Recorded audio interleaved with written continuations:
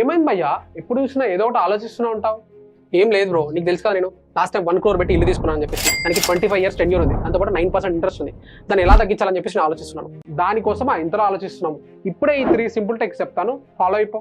ఈ వీడియో తనతో పాటు మీకు కూడా డెఫినెట్లీ యూజ్ అవుతుంది. మీరు కూడా ఈ వీడియోను సేవ్ చేసుకోండి. Real estate knowledge series day 8. ఇక్కడ మనం చూసినట్లయితే మీరు ఏదైతే ఈఎంఐ పే చేస్తున్నారో 25 years టెన్యూర్ అనుకోండి, మీరు మంత్ ఎక్స్ట్రా పే చేయండి. అంటే 12 months కాదు 13 months పే చేయండి. అప్పుడు మీ టెన్యూర్ అనేది 25 yearsకి తగ్గిపోతుంది. దాంతోపాటు మీరైతే ఈఎంఐని పే చేస్తున్నారో 5% ఇయర్కి ఇంక్రిమెంట్ చేసుకుంటూ వెళ్ళండి. ఇలా చేసినట్లయితే మీ ఈఎంఐ 25 years ఉంటే 13 yearsకి తగ్గిపోతుంది. అండ్ థర్డ్ టిప్ వచ్చేసి, మీరు ఎక్స్ట్రా ఇయర్లీ ఈఎంఐ పే చేస్తూ దాంతోపాటు 10% అనేది ఇయర్కి ఇంక్రిమెంట్ చేసుకుంటూ వెళ్ళండి. డెఫినెట్లీ మీ ఈఎంఐ 25 years గాను 9.5 yearsకి క్లోజ్ అయిపోతుంది. సూపర్ బ్రో, చాలా బాగా చెప్పావు. అసలు 3 points కూడా నాకు డెఫినెట్లీ సూటబుల్ అవుతాయి. అయితే ఇలాంటి వీడియోస్ కావాలనుకుంటే ఇప్పుడే మన ఛానల్ని ఫాలో అయిపో. తప్పకుండా ఫాలో అవుతా. ఇప్పుడు ఫాలో కొట్టాను.